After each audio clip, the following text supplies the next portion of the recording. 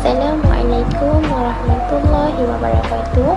Nama saya Nurul Syuhada Binti Raslan. Nombor kad matrik saya adalah KID 21050472. Yang saya hormati dan lagi saya kasih adalah Tuan Pensyarah Pengajian Malaysia iaitu Encik Izzat Izzuddin bin Jafri. Pada hari ini saya hendak mengatakan serba sedikit tentang tajuk agama Kristian. Yang pertama tu kitab Bible. Kitab Bible ni dia terdapat dua versi iaitu versi Perjanjian Lama Old Testament dan versi Perjanjian. Dan kitab Bible yang versi terbaru adalah versi Perjanjian Baru iaitu New Testament. Yang kedua adalah Melaka merupakan antara tapak yang paling awal dari kedatangan Kristian ke alam Melayu. Golongan Kristian yang paling awal bertapa di negara ini adalah golongan daripada Roman Katolik yang dibawa oleh tentera Portugis selepas menewaskan begitu meluas seperti agama-agama yang lain. Selain itu, terdapat juga penganut Kristian daripada aliran Ortodoks. Yang keempat adalah penganut agama Kristian ini menerima ajaran Trinity ataupun Tritunggal. Simbol suci mereka dikenali sebagai salib. Salib iaitu tanda palang yang sering diperlihatkan di bubung gereja ataupun dipakai oleh penganut sebagai loket untuk salib iaitu tanda palang yang sering diperlihatkan di bubung gereja ataupun dipakai oleh penganut sebagai loket untuk melindungi mereka daripada sembarang bahaya. Yang kelima adalah seseorang penganut Kristian perlu menjalani proses pembaptisan. Apakah kehidupan sebagai seorang Kristian tanpa dosa? Yang terakhir adalah di Malaysia hari ini, penganut agama Kristian terdiri daripada beberapa kaum termasuk Cina, India, Serani, orang asli dan masyarakat pribumi Sabah. Dikatakan lebih 9% penduduk di negara ini mula menganut agama Kristian. Itu sahaja penerangan saya tentang pengenalan agama Kristian. Sekian, terima kasih. Assalamualaikum warahmatullahi wabarakatuh. Saya Siti Nur Khairina binti Azizan. Nombor matrik saya KID 2105041668. Okey, sekarang saya ingin menerangkan tentang penjelasan tentang agama Kristian. Agama Kristian adalah agama terbesar di dunia. Kira-kira 2.1 bilion penganut atau sepertiga jumlah penduduk dunia. Kristian adalah sebuah agama monoteis yang berdasarkan kehidupan dan ajaran-ajaran Yesus dari Nazaret sebagaimana ditunjukkan dalam karya-karya para pengikutnya dalam Perjanjian Baru. Agama Kristian berkongsi semua kitab-kitab dalam Alkitab Ibrani dengan agama Yahudi dan sebab itu agama ini juga digelar sebuah agama usulan Abraham. Penganut Kristian atau Nasrani mengikuti ajaran Yesus Kristus. Yesus dikenali juga dengan panggilan Al-Masih. Pelbagai tradisi agamawi, kepercayaan dan cara sembahyang yang memegang pada adat resam yang tertentu wujud dalam Kristianiti. Agama Kristian selalunya dipaparkan sebagai 3 aliran yang terutama yang telah dibentuk selama 2000 tahun dahulu. Antaranya ialah Katolik Roma, iaitu mazhab yang nyata terbesar dengan anggaran 1.2 bilion penganut yang telah dibaptis. Yang kedua ialah Ortodoks. Ortodoks terbahagi kepada dua, iaitu Ortodoks Timur dan Ortodoks Timur Tengah. Seterusnya Protestan, iaitu pelbagai mazhab dan aliran fikiran seperti Anglikanisme, Reformasi dan Lutheran. Akhir sekali Metodis, Injili dan Pentekostalisme. Penganut Kristian menganggap bahawa Yesus adalah anak Yahweh. Beliau dikatakan membentuk sebahagian daripada Tritunggal, iaitu Sang Hyang Tritunggal di Indonesia atau Tritunggal Mahasuci di Singapura. Tritunggal bermaksud persatuan Yahweh, Tuhan Bapa, Tuhan Anak iaitu Yesus dan Roh Kudus yang membentuk satu Tuhan. Penganut Kristian juga percaya bahawa Yesus wujud bersama Yahweh sebelum terciptanya dunia, dilahirkan di dunia menerusi Bunda Maria iaitu yang merupakan seorang perawan. Dibangkitkan dari kubur setelah wafat selama 3 hari dan kini berada di tangan kanan Yahweh Tuhan di syurga. Baiklah, itu saja penjelasan daripada saya. Sekian, terima kasih. Bismillahirrahmanirrahim. Assalamualaikum warahmatullahi taala wabarakatuh. Nama saya Siti Nur Najwa binti Muhammad Yusof. Nombor matrik KID 2105041114.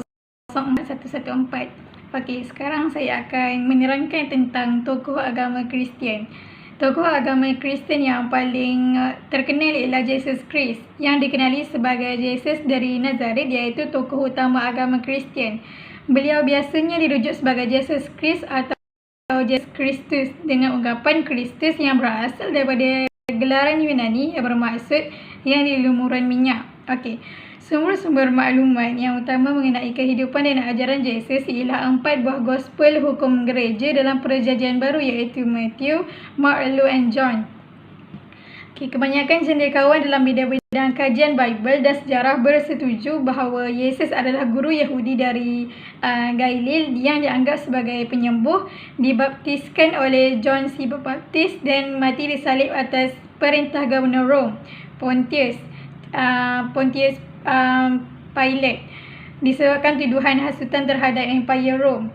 Sebilangan kecil cendekiawan ni mempersoalkan kewujudan sejarah. Next. Pandangan-pandangan penganut agama Kristian terhadap Yesus ni walaupun berlainan dan rumit, bertumpu kepada kepercayaan bahawa Yesus adalah Mesia atau Kris yang dijanji dalam Perjanjian Lama serta kepada kebangkitannya selepas penyaliban. Kebanyakan orang Kristian ni dia percaya bahawa Yesus ni adalah anak Tuhan yang dihantar untuk memberikan penyelamatan dan perdamaian dengan Tuhan melalui penebusan dosa-dosa kemanusiaan. Kebanyakan orang Kristian ni adalah penyokong Trinitarianisme dan mempercayai bahawa Yesus adalah jelmaan Tuhan. Manakala mereka yang bukan penyokong Trinitarianisme memegang berbagai-bagai tafsiran yang lain mengenai ketuhanan Yesus. Bidang kajian mengenai persoalan-persoalan ini dikenali sebagai Kristologi. Kepercayaan lain yang dikongsi oleh kebanyakan orang Kristian termasuk kelahiran dara, naiknya Yesus ke langit dan kedatangan kedua pada masa hadapan. Kebanyakan orang Kristian ini juga percaya bahawa Yesus melakukan mukjizat dan menunaikan ramalan Bible. Sekian sahaja daripada saya. Terima kasih. Assalamualaikum warahmatullahi wabarakatuh. Nama saya Nur Ashikin binti Muhammad Iskandar, nombor matrik KID 21050408. Saya menyampaikan tentang kitab suci agama Kristian. Kitab suci agama Kristian terdiri daripada himpunan kitab-kitab yang disebut Bible. Bible mengandungi 66 kitab besar dan kecil, dibahagikan kepada 2 bahagian iaitu Perjanjian Lama dan Perjanjian Baru. Perjanjian Lama ialah tulisan-tulisan ataupun kitab-kitab yang tertulis sebelum kedatangan Isa. Manakala Perjanjian Baru ialah tulisan-tulisan yang dihasilkan sesudah kedatangan Isa. Untuk mengenal kitab Perjanjian Lama, saya akan menaikkan beberapa naskah kitab yang terdiri daripada Taurat Nabi Musa, Zabur iaitu Mazmur Nabi Daud dan kitab Nabi-Nabi sebelum Isa. Contohnya kitab Kejadian, kitab Keluaran, kitab Imamat orang Lewi, kitab Ulangan, kitab Isa, kitab Hakim-Hakim, kitab Rut. Manakala Perjanjian Baru mengandungi 27 tulisan iaitu 4 buah Injil dan kumpulan surat kiriman termasuk 11 surat kiriman Paulus. Contohnya kitab Injil Matius, kitab Injil Markus, kitab Injil Lukas, kitab Injil Yahya, surat kiriman Titus, surat kiriman kepada Filemon, surat kiriman Yakub. Seterusnya, sejarah penulisan Bible. Bible yang ada sekarang telah ditulis dalam tempoh 1400 tahun, iaitu bermula 1300 tahun sebelum Masihi bagi Perjanjian Lama hingga 100 tahun selepas Masihi bagi Perjanjian Baru. Keseluruhan Bible ditulis oleh banyak orang sehingga kebanyakan tidak dapat dikenal lagi. Bible yang ada sekarang merupakan naskah salinan daripada naskah yang asli. Naskah asli yang bertulisan tangan yang sekarang sudah hilang. Oleh itu, isi kandungan naskah yang asli itu dikenal pasti dan tidak dapat diketahui dengan tepat. Manakala kandungan naskah salinan pun didapati banyak perlawanan antara satu dengan yang lain. Kitab Perjanjian Lama yang terdapat sekarang datangnya daripada 3 sumber, iaitu naskah Septuagint dalam bahasa Greek, naskah Masoretic dalam bahasa Hebrew iaitu Yahudi, dan naskah Samaritan juga dalam bahasa Hebrew. Naskah Septuagint merupakan terjemahan daripada naskah dalam bahasa Yahudi yang sudah lenyap. Oleh sebab kitab Perjanjian Lama itu menjadi kitab suci orang-orang Yahudi, maka mereka mengiktiraf naskah dalam bahasa Yahudi sahaja dan menolak naskah Septuagint yang diakui sah oleh orang-orang Kristian dengan menganggapnya palsu kerana telah dipinda oleh orang-orang Kristian. Sebaliknya, orang-orang Yahudi mengakui naskah Masoretic, padahal naskah itu telah lama ditulis selepas naskah Septuagint. Kitab Perjanjian Baru tertua yang masih wujud hingga kini ialah naskah yang ditulis dalam bahasa Greek dalam kurun ke-5 Masihi. Bagaimanapun, kandungannya banyak yang bercanggah. Setengah daripada naskah tersebut dinamakan Codex Vaticanus dan Eparines. Golongan mazhab Katolik, iaitu mazhab yang terbesar dalam agama Kristian, tidak mengiktiraf kitab Perjanjian Lama yang ditulis dalam bahasa Hebrew iaitu Ibrani, dan kitab Perjanjian Baru yang ada ditulis dalam bahasa Greek kerana mereka anggap itu palsu. Sebaliknya, mereka menggunakan naskah lain yang dinamakan Vulgate yang ditulis dalam bahasa Latin. Adapun golongan mazhab Kristian yang lain pula menganggap bahawa naskah Perjanjian Lama berbahasa Hebrew dan Perjanjian Baru berbahasa Greek sebagai asli dan sah. Pernah timbul pertanyaan, mengapakah golongan Katolik mengiktiraf naskah Vulgate sedangkan naskah itu merupakan naskah terjemahan, bukan naskah asli. Naskah tersebut diterjemah oleh Jerome dalam kurun ke-4 Masihi daripada naskah bertulis tangan dalam bahasa Yahudi yang kini sudah hilang. Kandungannya berbeza daripada naskah Perjanjian Lama yang berbahasa Yahudi yang ada sekarang. Menurut ahli sejarah, sebelum Jerome menterjemah kitab Perjanjian Lama daripada bahasa Yahudi ke bahasa Latin, kitab tersebut telah pun diterjemah ke bahasa Greek oleh orang lain. Tetapi naskah tersebut dinamakan naskah Septuagint berlainan isinya daripada naskah Vulgate. Keadaan ini jelas menggambarkan kitab Perjanjian Lama yang dianggap wahyu Tuhan itu sudah hilang keasliannya kerana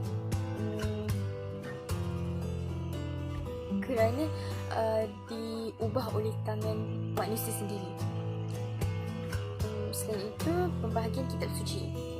Pada amnya, kitab suci Kristian terbahagi kepada 3, iaitu Canon, Apocrypha dan Pseudegraph. Canon artinya kitab-kitab suci terpisah oleh gereja. Manakala apokrif ialah kitab-kitab yang pernah dianggap sebagai kitab suci oleh Kristian pada suatu ketika dulu. Tetapi tidak diiktiraf oleh gereja dan tidak dianggap canon. Okey, sementara pseudegraph terhad sebagai kitab suci tetapi tidak pernah diakui oleh seluruh gereja. Simbol Kristian adalah simbol ataupun lambang ataupun tanda yang digunakan dalam simbolis Kristian. Okey. Simbol-simbol itu meliputi lambang-lambang lawas, aksi, karya seni atau peristiwa peringatan dalam tradisi Kristian. Objek-objek atau tindakan-tindakan tersebut diambil guna dalamnya untuk melambangkan idea-idea Kristian. Contoh simbol agama Kristian ialah Christian Cross, ikan Kristian ataupun Isis Trinity. Saya akan jelaskan salah satu daripada itu ialah Christian Cross. Christian Cross ialah salib Latin, simbol kekristianan yang paling biasa dikenali pada hari ini. Okay. Kemungkinan besar ia adalah bentuk struktur di mana Yesus Kristus disalibkan. Walaupun berbagai bentuk salib wujud, salib Latin diperbuat daripada dua keping kayu yang dipintal untuk menghasilkan 4 sudut tepat. Okay, salib hari ini mewakili kemenangan Kristus atas dosa dan kematian melalui pengorbanan tubuhnya sendiri di salib. Gambaran Roman Katolik, salib sering mendedahkan tubuh Kristus masih disalib. Okay. Bentuk ini dikenali sebagai salib dan memberi penekanan kepada pengorbanan dan penderitaan Kristus. Gereja-gereja Protestan cenderung menggambarkan salib kosong, menekankan yang dibangkitkan, Kristus bangkit. Okay. Pengikut-pengikut Kristus mengenal pasti dengan salib melalui kata-kata Yesus, iaitu juga dalam Matius,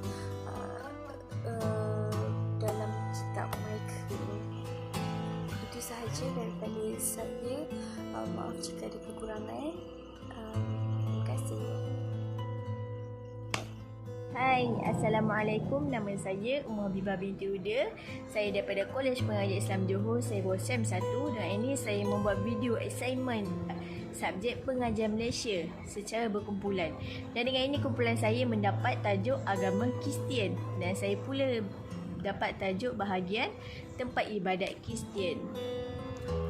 Tempat ibadat ini adalah satu institusi atau lokasi yang mana semua orang ataupun jemaah datang untuk sembahyang ataupun melakukan kegiatan keagamaan masing-masing.